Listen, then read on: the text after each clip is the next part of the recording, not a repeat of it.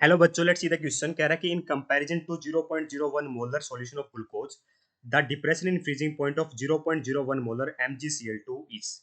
तो depression in freezing point क्या होता है बेटा? डेल्टा टीएफ होता है। एक्चुअली में होता क्या है, जब हम किसी नॉन वोलेटाइल सॉल्यूट को ऐड करते हैं सॉल्वेंट के अंदर तो फ्रीजिंग पॉइंट क्या हो जाता है बेटा? डिक्रीज हो जाता है। उसको बोलते हैं डिप्रेशन इन फ्रीजिंग पॉइंट आना। ठीक है, और ये कोलिगेटिव प्रॉपर्टी है, और कोलिगेटिव प्रॉपर्टी बेटा नंबर ऑफ सॉल्यूट पार्टिकल को डिपेंड करती है। इसका मैथमेटिकल एक्सप्रेशन होता है delta TF is equal to I K F M. ठीक है, के एफ होता है बेटा यहाँ पे मोलर डिप्रेशन कांस्टेंट, एम होता है मोलरिटी, आई होता है बांटो फैक्टर। अब ठीक है, अब देखिए बेटा दोनों सॉल्यूशन है। एक दे रखा बेटा हमें ग्लूकोज, ठीक है, और एक दे रखा बेटा हमें क्या? MgCl2। हमसे पूछा जा रहा है किसका? हमसे पूछा जा रहा है कि ये बता रहा है खुद कि डिप्रेशन फ्रीजिंग पॉइंट MgCl2 का ज्यादा होगा, क्योंकि कहीं पे से कम नहीं लिखा है। या तो बराबर होगा या ज्यादा होगा, तो पूछ रहा है कितना ज्यादा होगा। या तो डबल होगा या ट्रिपल होगा या 6 टाइम होगा या फिर बराबर ही होगा। बस हमें ये कंपेयर करना है, मतलब सिंपल सी बात ये है।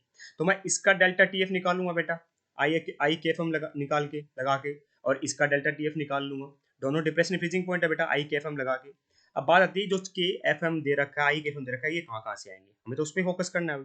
ठीक है, पहली बात तो बेटा दोनों सॉल्यूशन की मोलरिटी सेम है। ठीक है, इसकी भी 0.01 मोलर है, मोलरिटी गिवन है, ध्यान रखना। इसकी भी 0.1 मोलर है। तुम आपको बता दो बेटा, फॉर वेरी डाइल्यूट सॉल्यूशन हम मोलरिटी को मोलरिटी के बराबर मान सकते हैं। इसने कंफ्यूज करने के लिए दिया है बेटा। इसने हमें अगर ऐसा दे रखा हो तो हम देखिए बेटा, हम मान के चल सकते हैं कि ये दोनों टर्म कंसंट्रेशन टर्म है, मोलरिटी भी कंसंट्रेशन टर्म होती है। ठीक है, वो वेरी डाइल्यूट सॉल्यूशन क्या होता है? मोलरिटी मोलरिटी को हम बराबर मान सकते हैं। तो हम यहाँ पे कह सकते हैं बेटा बिना बेझिझक के कि मोलरिटी भी दोनों सॉल्यूशन की बराबर होगी। अगर मोलरिटी बराबर है तो दोनों सॉल्यूशन की मोलरिटी भी बराबर होगी। और के एफ क्या है बेटा? मोलर डिप्रेशन कांस्टेंट होता है, तो ये कांस्टेंट है दोनों में, ये भी सेम होगा, ये भी सेम, ये भी सेम, ये भी सेम। तो खेल कौन खेल रहा है बेटा? यहाँ पे खेल खेलेगा आई। अब आई क्या होता है समझिए, आई होता है वांटो फैक्टर। आई क्या होता है बेटा? वांटो फैक्टर। अब ये क्या बताता है बेटा? देखिए ये होता क्या है, इसका मतलब सिंपल सा होता है number of moles, number of moles after dissociation या फिर आफ्टर एसोसिएशन। ठीक है, यहाँ पे क्या होगा बेटा? डिसोसिएशन ही होगा, तो मैं डिसोसिएशन लग रहा हूँ। ठीक है, divide by number of moles before dissociation. क्योंकि कोलिगेटिव प्रॉपर्टी एक बेटा मेरी क्या है? नंबर ऑफ सॉलिड पार्टिकल पर डिपेंड करती है। कोलिगेटिव प्रॉपर्टी बेटा नंबर ऑफ सॉलिड पार्टिकल्स के ऊपर डिपेंड करती है। तो मैं क्या कह सकता हूँ बेटा, अगर colligative property number of solid particle के ऊपर डिपेंड करती है तो मैं क्या कह सकता हूँ बेटा कि मेरे आई की वैल्यू है बेटा, जो हमारा जो MgCl2 है बेटा और ये ग्लूकोज है बेटा, ये एक्चुअली में जैसे आप सॉल्वेंट डालोगे तो डिसोसिएट भी हो सकते हैं बेटा, तो नंबर ऑफ सॉलिड पार्टिकल हमारे बढ़ सकते हैं, बस ये देखना होता है। अब ग्लूकोज की बताऊँ बेटा, ये ग्लूकोज डज नॉट डिसोसिएट, तो इसकी आई की वैल्यू बेटा फिक्स रहती है 1। दिक्कत कहाँ आएगी बेटा? MgCl2 में। अब MgCl2 देखिए ध्यान से क्या होता है। MgCl2 कैसे डिसोसिएट होता है? ये होता है बेटा Mg+2 में, और 2Cl नेगेटिव फॉर्म में डिसोसिएट होता है।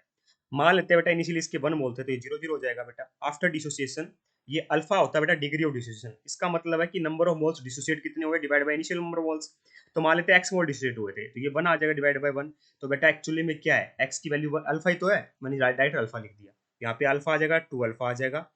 तो आई की वैल्यू बताइए क्या हो जाएगी? मैंने क्या बताया? Number of moles after dissociation कितने हो गए बेटा? 1 minus alpha plus 2 alpha.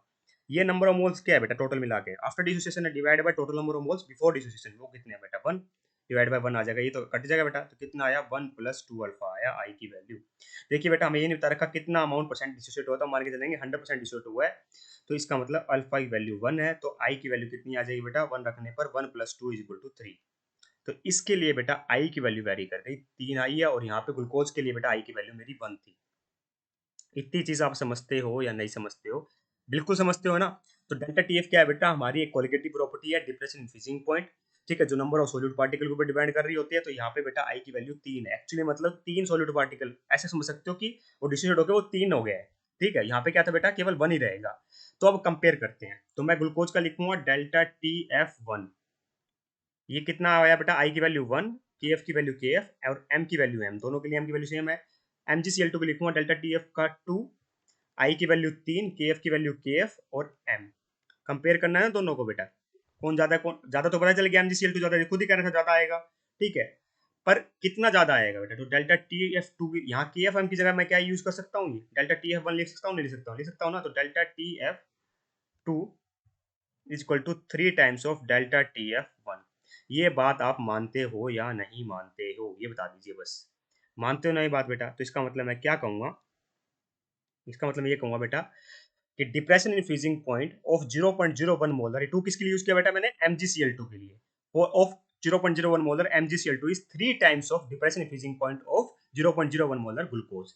Hence option number 3 perfectly correct हो जाएगा. I hope you understand the answer. Thank you so much.